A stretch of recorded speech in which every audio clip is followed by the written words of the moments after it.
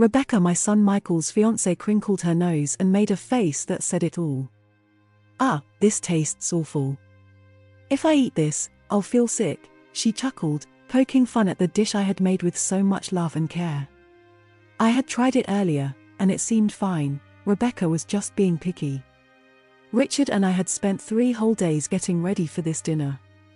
We had cleaned every nook and cranny of the house, set the table with our best fitting and settings, and cooked our hearts to ensure everything would be perfect and awesome. We were thrilled when we heard that our eldest son and his wife were coming over. Looking back, Richard and I felt silly for getting our hopes up. The whole evening turned out to be a bit of a disaster, but we laughed it off and promised ourselves that we wouldn't let it dampen our spirits. I'm Emma and I am 70 years old and living with my husband Richard.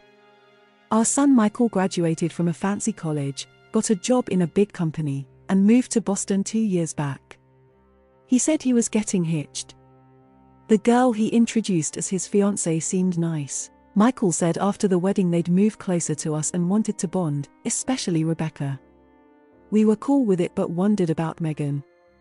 Michael assured us she was thrilled and wanted to get close to us, so we were on board with their plan. Around 2 months after tying the knot, Michael and Rebecca stuck to their word and relocated close to us. We were looking forward to bonding with Michael and getting to know Rebecca better, but reality hit us hard. Michael switched from his main office to a branch in our town, thinking it'd work out fine, but life was more challenging. The issue was Rebecca's spending habits. Even when Michael was earning well at headquarters, Rebecca had a habit of overspending. And when Michael's paycheck took a slight hit after the transfer, Rebecca's spending didn't slow down, it got worse. No matter how much Michael brought in, Rebecca used most of it, leaving them in a tough spot. Michael was never one to fuss over his looks and lived a simple life. Michael was always hustling to earn more and rarely had time to visit us. Rebecca wasn't around much either, making their move nearby seem pointless. Even though they were close by, we hardly ever saw them. Michael was always caught up in work, and we were hesitant to directly reach out to Rebecca. It felt heartbreaking knowing Michael was going through a tough time. Despite his struggles, we tried to help by sending them $1,000 every month. We wished we could give more, but with Richard retiring and us living on a pension, it was all we could manage. Every time we sent money, Michael would express his gratitude, but his voice sounded weary, which pained us deeply. We want to support him as his parents, so we decided to help in any small way we could. On our days off, we'd spend time with him, take him shopping, and treat him to a meal. When Michael and Rebecca were away, we cleaned their house for them. We knew these gestures couldn't solve all of Michael's problems, but doing something felt better than doing nothing. 2 years went by, and Michael's situation didn't improve. Seeing him struggle, we felt compelled to do something. We came up with a plan to invite Michael and Rebecca over for a meal. Knowing Rebecca might not accept a simple dinner invitation, we decided to go all out and prepare a lavish feast to tempt them. When I suggested this to Richard, he hesitated because he wasn't confident in his cooking skills. But he took the initiative and even went out to buy the ingredients. To our delight, the promise of a feast did the trick, and both Michael and Rebecca agreed to come over for 3 days and nights. Richard and I busied ourselves with preparing the meal, while Michael and Rebecca showed up at our doorstep in the afternoon. They appeared to unwind, shedding the stresses of their daily lives. Michael seemed particularly worn out, prompting us to offer him our bedroom to rest. As Michael headed off to rest, Rebecca, seemingly unaware of our cooking efforts, lounged on the sofa engrossed in the TV. Suddenly, she strolled into the kitchen and bluntly questioned, "Why are you putting in so much effort?" Taken aback by her abrupt inquiry, we were unable to respond before she continued, "Seriously, what's the point? Are you enjoying this? If you have spare time, why not find work and make some money? Retirement must be tough, huh?"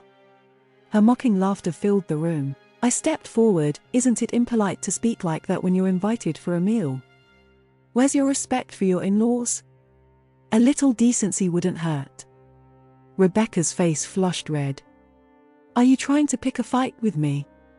Do you think your words don't sting?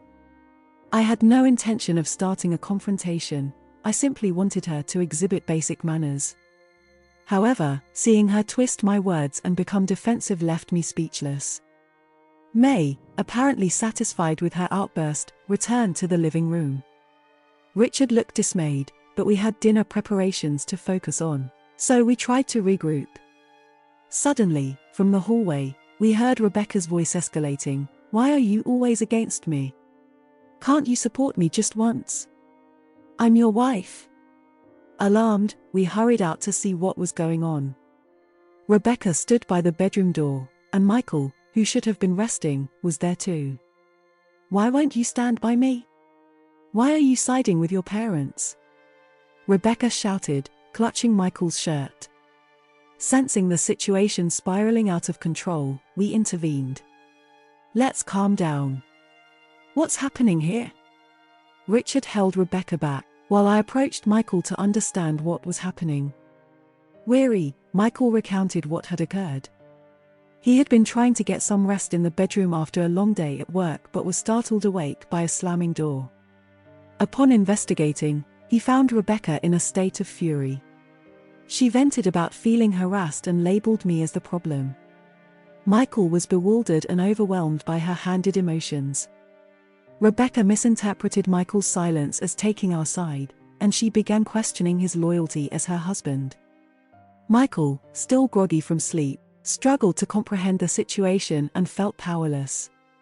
Rebecca's anger only escalated upon seeing Michael's confusion, leaving him caught in the middle and visibly drained. I confronted Rebecca, saying, "It's not okay to wake up and yell at your exhausted husband. Do you understand how strange you're acting?" Rebecca, perhaps feeling trapped, mumbled a half-hearted apology, but her eyes showed no remorse. Despite the tension, we gathered around the table for dinner. We had prepared juicy steaks and fresh seafood from the local market, trying to offer the best. Michael seemed to appreciate it, but Rebecca, glancing at the spread, made a sarcastic remark, "Just because you see this doesn't mean I'll overlook the harassment." It was disheartening to hear after all our efforts. Michael tried to lighten the mood with different topics, but Rebecca shut down each attempt with icy comments. I told her, "You need to change your attitude," but she simply ignored me. The TV was off, so I knew she heard me. Honestly, I felt ejected, realizing that she deliberately ignored me, and feeling discouraged. Richard tried to comfort me. We managed to say grace before the meal, but after making a taste of a dish, she exclaimed, "What's this disgusting mess? I'll get sick from eating this." She laughed mockingly, leaving me speechless at her cruelty. But she didn't stop there. "You're deliberately trying to make me sick with this food, aren't you? Go to such extremes just to torment me. You're truly wicked, mother-in-law." Her words dripped with disdain, causing my hands to tremble with anger. Why must we endure this? How can Rebecca treat others so cruelly?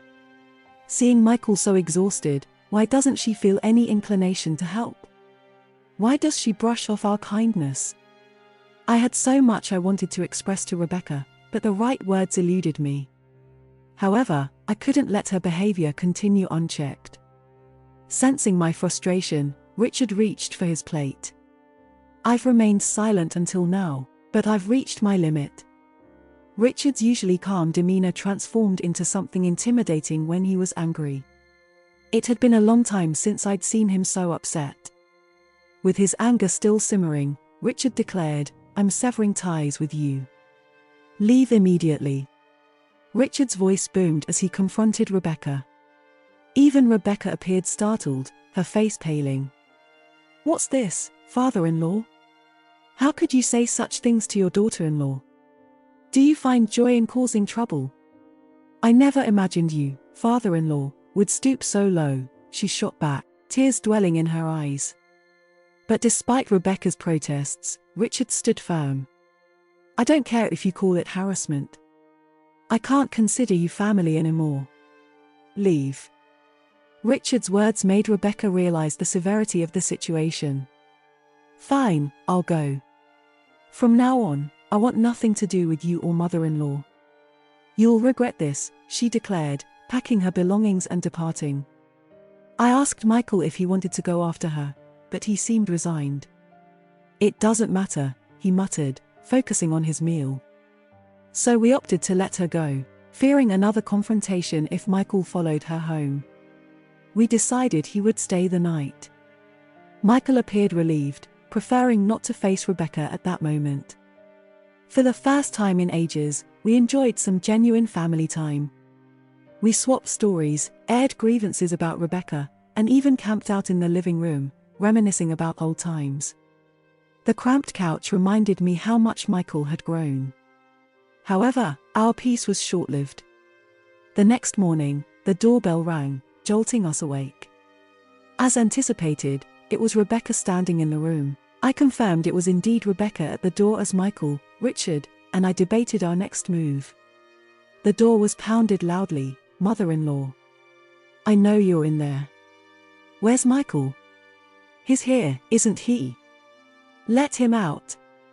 Rebecca's words filled me with dread. Handing Michael over to her now could only make things worse, so we agreed to let Rebecca in and have a conversation. As soon as the door opened, Rebecca barged in, fixing me with a hostile glare. "You think you can steal someone's husband? That's outrageous," she yelled, her anger palpable, but her accusations no longer affected me. "That's a harsh way to put it. We simply offered him a place to stay because of the way you've been treating him. He made the choice, not me. Blaming me is unfair, don't you think?" Rebecca's face blushed crimson. "You're the worst mother-in-law and father-in-law for allowing this behavior. Stay away from us forever." Her words held no sway over us. Richard and I were prepared to sever ties with Rebecca. Tension hung thick in the air until Michael's words changed everything. "I can't do this anymore. Let's get a divorce." Michael's words stunned Rebecca, her face still flushed with anger. "Divorce? Seriously? You're choosing your parents over me?" Her tone softened, and she pleaded with Michael, her eyes filled with desperation. But Michael stood firm. "A wife who neglects her responsibilities and parties constantly versus my parents who've always been there for me. The choice is obvious." Rebecca, still unconvinced, argued, "They're just manipulating you. Once they have you, they'll abandon you too."